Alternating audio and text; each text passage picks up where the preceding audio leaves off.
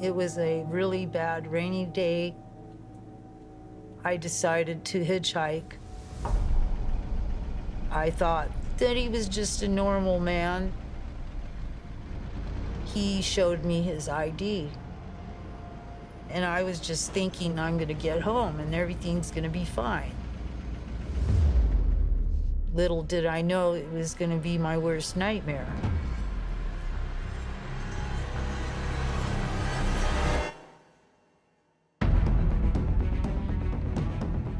Five of the most prolific serial killers in American history were all operating at the same time. John Wayne Gacy's Ted Bundy is still alive. BTK. Jeffrey Dahmer. Green River Killer. This was the golden age of serial killing.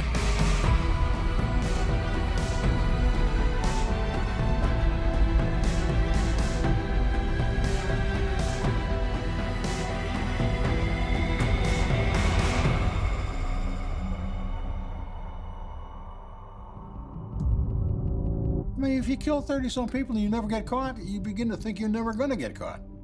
But biggest mistake John Gacy made was Robert Peace. That was the beginning of the end. Officers armed with warrants began searching the premises for the bodies of young men believed to have been killed and buried there. Gary RIDGWAY worked for 30-plus years at the Kenworth plant in Seattle, and he was a truck painter. You could sit next to him on a bus or a train or a plane. You would never associate him with being one of the worst serial killers in U.S. history. Dahmer picks up this young boy. They engage in some sexual activity. Stephen Hicks decides it's time for me to leave. But Dahmer doesn't want him to leave. And the only way that he could figure out how to do this was to basically kill him. BTK began today's letter with the question, how many do I have to kill before I get a name in the paper or some national attention? Dennis Rader apparently wants more attention, or just as much attention, as Ted Bundy. Once the police department announced that there was a guy called BTK and he was now a serial killer, Wichita grew up a little bit. All of law enforcement started putting things together, and it wasn't long before Ted was tied to the cases in Chi-Omega. On the way to jail, Bundy says, "I wish you'd killed me."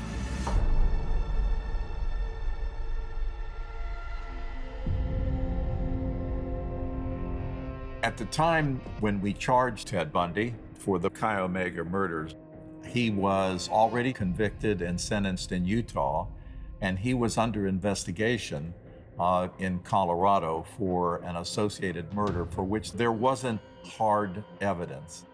But I knew now, for the first time in Bundy's history, we had some real good scientific forensic physical evidence.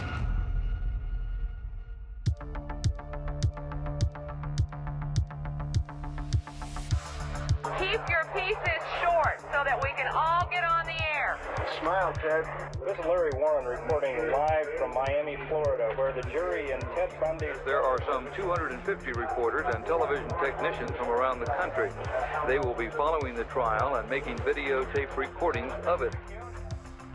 The trial for the Chi-Omega killings was televised live, and this is all, years before O.J. Simpson. It was probably the first trial that really captured our attention.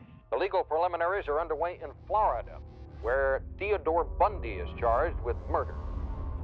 It wasn't gavel-to-gavel coverage, but it was quite a national story. We are watching it all by television, as we have done from... There was media everywhere, and on the floor of the courthouse that was turned over to reporters and journalists from all over the world. In court, the urbane Theodore Bundy proclaims his innocence. For I find it somewhat absurd to ask for mercy for something I did not do.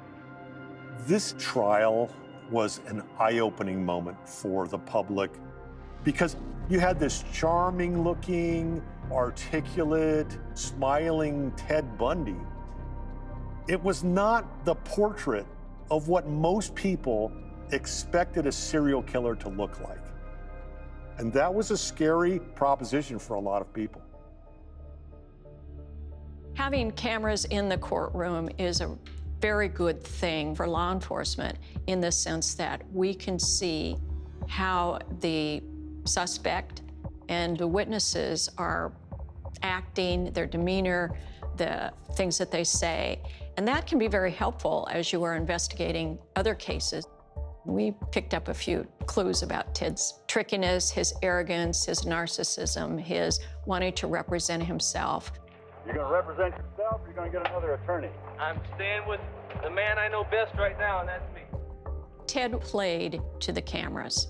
He got to be this well-known attorney that he never really could become because he hadn't graduated from law school, for one thing. My name's Ted Bundy, and I'm the defendant in the case, and I'm just here to introduce myself. Here he was representing himself, being a TV star lawyer, a big deal to Ted. If I was a football coach, I'd say, when you first came in the season, you don't start looking for the Super Bowl. So you see Bundy's narcissism on full display in the courtroom. He thought, here I can show how smart I am, how much smarter I am than law enforcement. He was like out of body. He was acting as his own lawyer, but he wasn't. He was acting as the lawyer for the person that committed these crimes. He never did see himself as having committed the crimes. He knew he did, but it wasn't that persona that committed the crimes. And he had no guilt. What kind of food are you eating? What everybody else eats. It's good. What do you like eating at the Holiday Inn? It's probably not the same. Bundy actually thought that his abilities as an attorney were going to be so good that he wasn't even going to be convicted. And actually, his narcissism is what got him convicted, because he wasn't a very good attorney. But he played to the audiences. Each day, the courtroom is filled with spectators drawn by a fascination with Theodore Bundy himself or by the gruesome details of the crimes. At the time where serial murders began to surface, you have them being portrayed in the media as kind of glamorous figures. What is unusual to see is that many of the onlookers are women, young women, contemporaries of the 5 Florida State sorority sisters who were assaulted in their beds a year and a half ago. Every time he turns around, I kind of get that feeling, oh no, he's gonna get me next. You know, one of the really odd things is how he had groupies. He had these young women who just thought he was so handsome, and they seemed to be able to just shrug off the fact he was a murderer. I'm not afraid of him. He just doesn't look like the type to kill somebody. I could not believe the young women that thought he was a hero. Let's have some consideration for the families of the victims. Let's not make a circus out of this, people's tragedies. The level of exposure and sensationalism that was happening in that trial fueled interest in that sort of event from that point on, to where criminal trials become the new sort of theater of the next decade, where we're watching a parade of serial murders in front of us through their trials. Crucial pieces of evidence the state has linking Theodore Bundy to the slaying of the 2 Florida State co-eds is teeth marks found in the body of one of the co-eds. The prosecution claims that Bundy's teeth match those marks. The only thing that captured Ted Bundy for murder was the bite mark. On the morning after the murders, I decided that I should examine the bodies myself. What surprised me was when I looked at one of the young ladies, I saw a bite mark. It was deliberate. I thought something could be done with it. Bite marks had never been used in a court in Florida at that time. The idea came up that we could get a search warrant for his mouth. I believe that it might be the first search warrant for a person's mouth in the history of the country.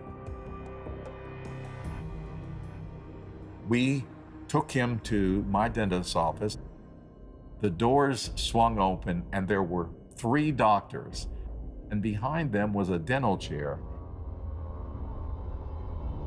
As soon as he saw them, he said, "You can't do this. You can't do this. I want my lawyer."